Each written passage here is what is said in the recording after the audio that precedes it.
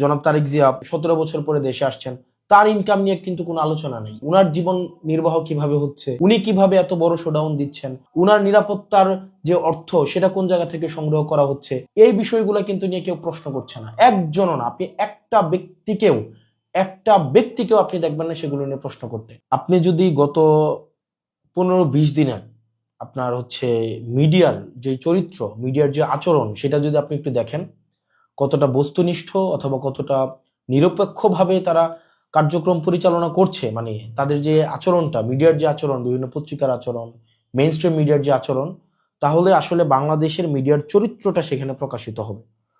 আপনি দেখবেন 5ই আগস্টের পরবর্তী সময়ে প্রত্যেকটা মিডিয়ায় যারা টকশো করে এবং টকশোতে যাদেরকে আমরা প্রতিনিয়ত দেখি, আমরা প্রত্যেকটা মিডিয়া আমাদেরকে যেভাবে প্রশ্ন করেছে, প্রত্যেকটা বিষয়ে আমরা টি শার্ট কোন জায়গা থেকে কিনি, কয় টাকা টি শার্ট কেনার টাকা পাইছে কই, খাওয়ার টাকা পাইছে কই, রিক্সায় ওঠার টাকা পাইছে কই, গাড়িতে ওঠার টাকা পাইছে কই, প্রত্যেকটা জিনিসকে যেভাবে প্রশ্নের মধ্যে হচ্ছে নিয়ে এসেছে এবং মিডিয়াতে এগুলো নিয়ে কেউ হচ্ছে রেস্টুরেন্টে খাইছে, সেটা নিয়ে হচ্ছে ঘন্টার পর ঘন্টা টকশো হয়েছে। আপনার গত হচ্ছে আপনার জাস্ট এই কিছুদিন আগ পর্যন্ত টকশো হয়েছে। অথচ এই মিডিয়ার চরিত্রটাই দেখেন, বা যারা টকশো করছে এখন বিভিন্ন মিডিয়াতে, তাদের চরিত্রটা দেখেন।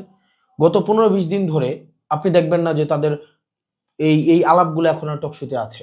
আপনি দেখবেন বিএনপি হচ্ছে জনাব তারেক জিয়া অনেকদিন পরে দেশে আসছেন, 17 বছর পরে দেশে আসছেন, তার ইনকাম নিয়ে কিন্তু কোনো আলোচনা নেই।